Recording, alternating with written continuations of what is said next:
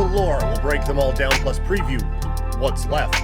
We also get ready for UFC 299. If you're looking for a bit more Flames talk, you can see behind me, I did Blasty Banter. That will be coming out basically around the same time as you get this. As always, thank you so much for tuning in today. A lot to get to on this show, so let's get into it and talk some hockey.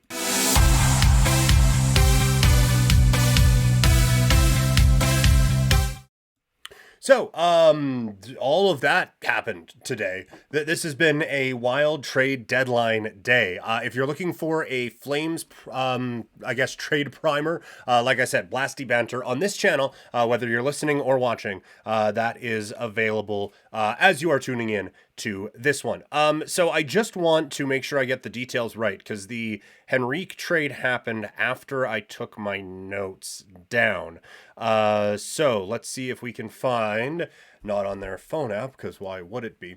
Let's pull up the Adam Henrique trade, because that I think is the big one of the day, as it affects one of the prominent Canadian teams and also is one of the bigger names that has been moved. So it's a multi-team trade that makes it really annoying to figure out on the fly. But basically, it is Adam Henrique and Sam Carrick to the Edmonton Oilers in multiple moves made today. But Henrique isn't going to cost the Oilers a whole lot due to salary cap retention and blah, blah, blah, blah, blah, blah, blah, blah. So yes, it is going to add $1.8 million in salary cap space, or taken up by Adam Henrique, who 50% retained, and then another bit retained in all of that as well. But for Henrique, 18 goals, 24 assists this year off of a 22-goal campaign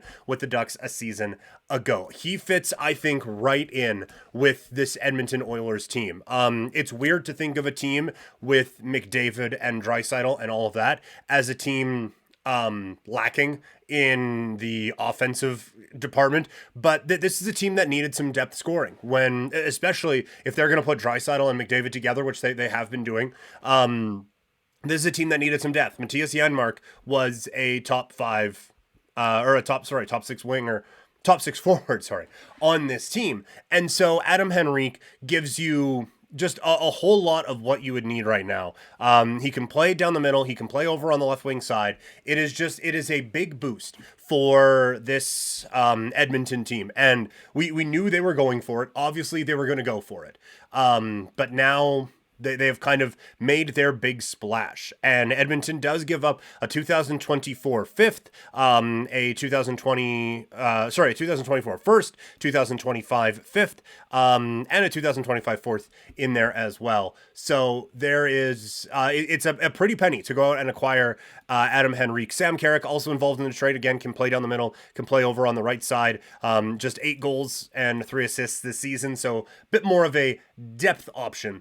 But still, I think it's a good move for the Edmonton Oilers. This was one of the big names out on the market. His ability to play down the middle or over on the wing gives them a bit of versatility in the lineup. If they want to put him with one of the big two, with McDavid and Draisaitl, they can. If they want to put those two guys on the same line, you can put Henrique as your number 2 center, Nuge as your number 3, and you're feeling pretty good about yourselves. So this is, I think, an excellent move here for the Edmonton Oilers. Do I trust the goaltending long term? I do not. Do I trust everything they have going on that blue line? I do not. But this makes them better. And they are competing in a ridiculously competitive Pacific Division right now with Vancouver, LA, and Vegas. They're going to have to play 2 of those teams probably in the first 2 rounds of the playoffs.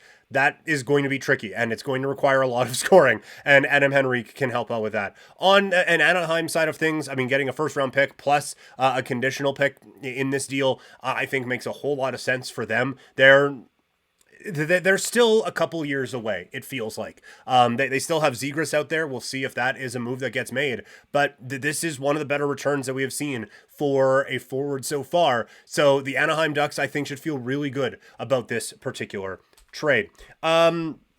Moving on, yesterday it was the Vegas Golden Knights going out and acquiring Anthony Mantha. Mantha with 20 goals this season. At 50% retained, he costs $2.85 million. Basically, like, this is the shooting percentage is very high for him this year, but this is a guy who can absolutely put the puck in the net, and again, just kind of strengthens Vegas's depth at the forward position. That they've had some injuries here throughout the season and have had quite a few players step up. So now this makes this team even more dangerous. They don't give up a ton in this trade. It's a second round pick next year and a fourth round pick in 26. So this is a no brainer to me for Vegas. Like, he's big body, doesn't use it in a big body way all the time, but is good enough that, again, when the games start to matter, he is going to be able to get to some of those tough areas and be able to get some big goals for this team. He's not going to be called upon to be a 20-goal guy, even though he has done that this season. Like I said, the shooting percentage is insanely high, but if he is going to be someone who would just be on like a 10 to 15 pace on this team, it works. And so it bumps up the talent level for Vegas. For Washington, it sucks that this year hasn't really worked out all that well, and it's a bit of a bummer for people my age that Pittsburgh Washington is kind of limping to the finish here in what was a once great rivalry. So we'll see if either side can kind of get the nose up on this thing a little bit here in the next year or two. Florida Panthers getting Vlad Tarasenko. They acquire him at 50% retained for a 2025 third and a 2024 fourth that becomes a third if the Panthers end up winning the Stanley Cup. For Tarasenko, he had a full no trade, so there wasn't a whole lot that Ottawa can do in this one. 17 goals, 24 assists this season. This has been a tough year out in Ottawa, and now he immediately goes onto a second line with Sam Bennett and Matthew Tkachuk. With the playmaking ability and the vision that Matthew Tkachuk has, this is a phenomenal ad for the St. Louis Blues. It's a guy with a ton of playoff experience, and just one of the true, even still with just 17 goals this season, one of the true finishers in the National Hockey League. He, I think, is going to score some really big goals for the Florida Panthers this upcoming season. On the Ottawa side, they were in a really tough spot. With the full no trade, they basically had one spot they could send him to. So to get a couple of picks out of this one feels like a bit of a win. Like, it is a really underwhelming return for Ottawa, but understanding the situation, that this is what you put yourselves in. Pierre Dorian putting them in, but this is the situation that they are in right now with that full no trade. The Colorado Avalanche make a couple of moves today. First, they go out and acquire Sean Walker. He gets acquired along with a 2026 fifth for Ryan Johansson and a 2025 first. That first is top 10 protected. For Walker, 6 goals, 16 points, or 16 assists this season, but 54% Corsi and 55% expected goal percentage. He is, I think, one of the more underrated defensemen that we have in the NHL, and he's going to one of the best defensive teams in the league. And now this is a Colorado Avalanche team that can have a very skilled defenseman, not that they really didn't before, but have like 1 through 6, one of the best D-cores in the National Hockey League.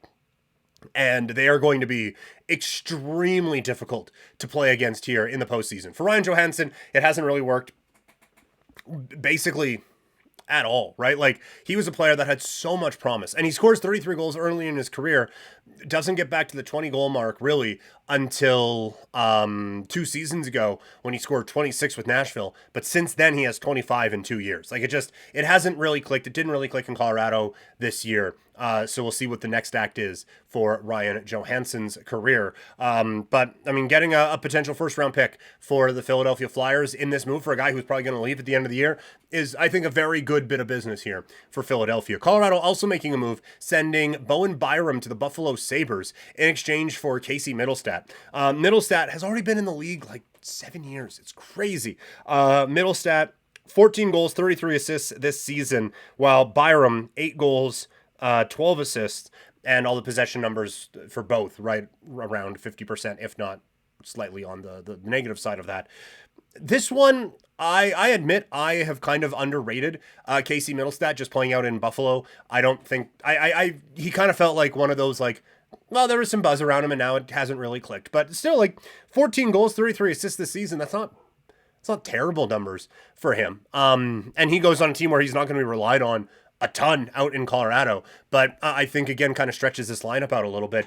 I think this is amazing return for Buffalo to go out and acquire a Bowen Byram, who has certainly had his injury issues, but has certainly also shown that he can play this game at an extremely high level. And he's not, well, we'll see how they use him, but they have a lot of good defensemen out in Buffalo anyway. So this one, I think, is a really, really smart move for Buffalo. The thing that interests me on the Colorado side of this is that with both of these moves, they freed up cap space. They don't have a ton, but they still have $3 million that they can play with going into the next couple of days here for trade season.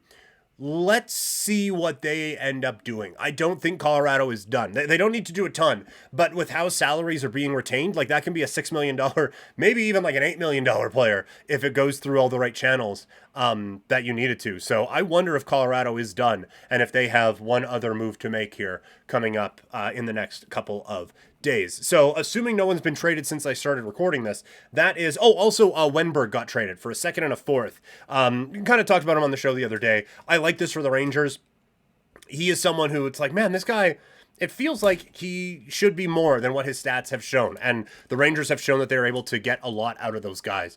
I don't know if enough people are talking about the Rangers right now as a team that can be a real legitimate threat in the East. Like it feels like they get thrown in almost just like, oh yeah, and the Rangers are there as well.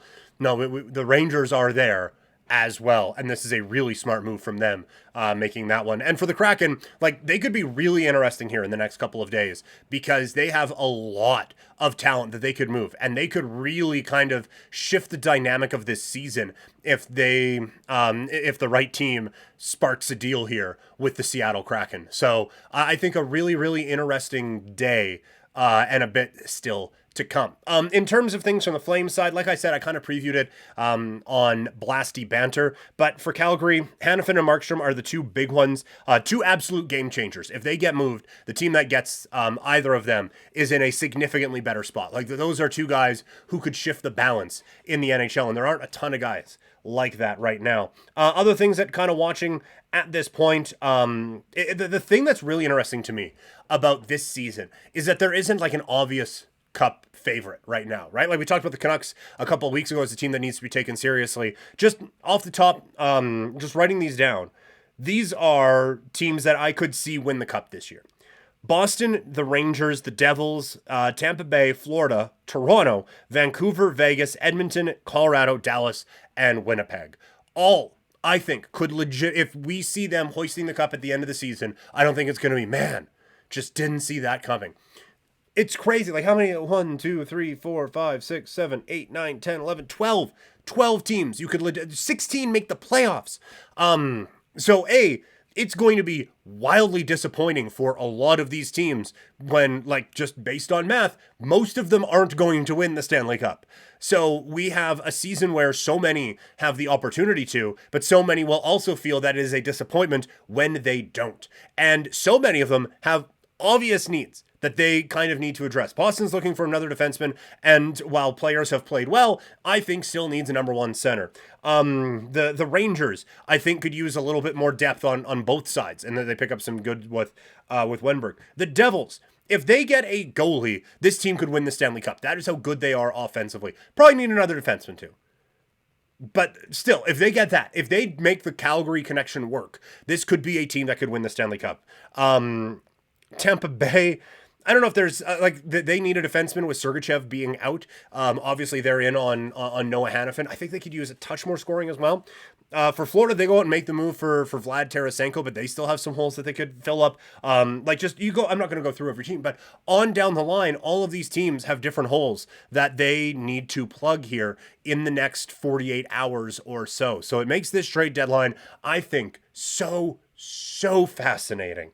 And the other, I think, big storyline that's kind of developed here in the last 48 hours or so is Jacob Chikrin available? Because that could be another game changer out on the blue line. Because someone's going to be missing out on a Noah Hanifin. Where does Jacob Chikrin land in all of this, if he lands anywhere outside of Ottawa? So things getting really, really not frustrating.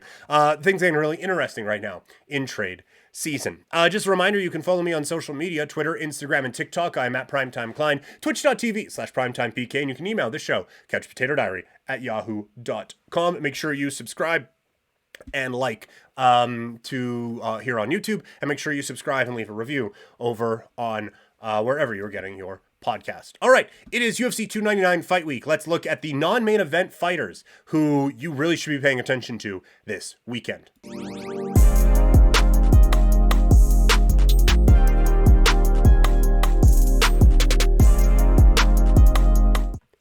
UFC 299 goes down this weekend, and while we went through the key storylines in the main and co-main, there are some really fascinating fights and fighters coming up on the undercard for this. So let's take a look. The first one is MVP, Michael Venom Page, making his UFC debut, a star in Bellator, put a hole in a dude's head with his knee. He is extremely violent, he is extremely talented, and he is extremely interesting in the Ultimate Fighting Championship. And now he gets this giant stage. I think it is so fascinating. He's going up against a fighter in Holland who you have to like absolutely mind your P's and Q's against this guy, but also if he is what he was in Bellator, he should be able to win this one. So it's a really interesting fight coming up here on Saturday. But to get this opportunity, it was a big splash, I thought, for the Ultimate Fighting Championship to get him, and now a chance to have another legitimate star in your ranks coming out of Saturday. Jack Della Maddalena, I think, is very fascinating. He is a fast rising prospect, getting a really good shot here against a very good fighter in Gilbert Burns. Della Maddalena, he was one of the guys who kind of felt like he was being... It feels like he's been overlooked a little bit, but there is a lot of talent in this particular fighter. Going up against Gilbert Burns, who, again, if you can beat Gilbert Burns, you belong in that kind of penthouse of contenders in this division. If you can't, then you're back to just being a prospect and maybe not a lot of buzz around you. So a very interesting fork in the road moment here for Jack Della Maddalena coming up on Saturday night. Petr Yan against Song Yadong, two very good fighters. This one... like, I don't know, storyline wise, how much there is on this one. Both got, like, the winner of this will be closer to a title shot. And maybe if a couple things break right, maybe do get a title shot. Probably not. But I'm just excited as hell for this fight. That this should be, I think it's the pay-per-view opener. This should be such an intriguing, such an amazing fight to watch between these two. And just one of the things that really gets you excited coming up on Saturday. Also, Almeida, he's taking on Curtis Blades. A bit of a prospect in the heavyweight division, and someone who some people are clamoring for to get some opportunities closer to a title shot. If you beat Curtis Blades, once again, you get there. So there's quite a few on this card where, with all due respect to Holland and to Burns and to Blades, but it feels like there's gatekeepers going on here right now, and we're testing out a few of our prospects and seeing, like, okay, what do you got? How, like, are you ready for a title fight? Are you ready for a contender fight? We will see Saturday with a few of very interesting prospects in the Ultimate Fighting Championship. And the last one is Macy Barber. She has been on a bit of a roll.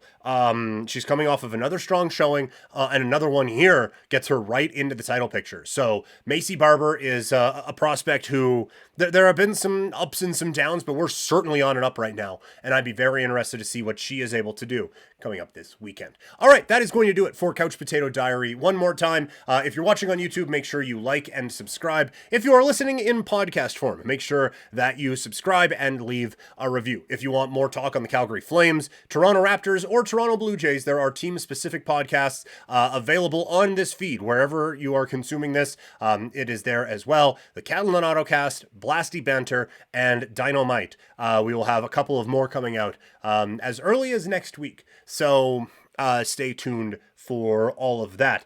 Find me on social media, Twitter, Instagram, and TikTok. I'm at Primetime Klein, twitch.tv/primetimepk, and you can email couchpotatodiary@yahoo.com. Also, facebook.com/couchpotatodiary. Coming up tomorrow, we'll see if any more trades break.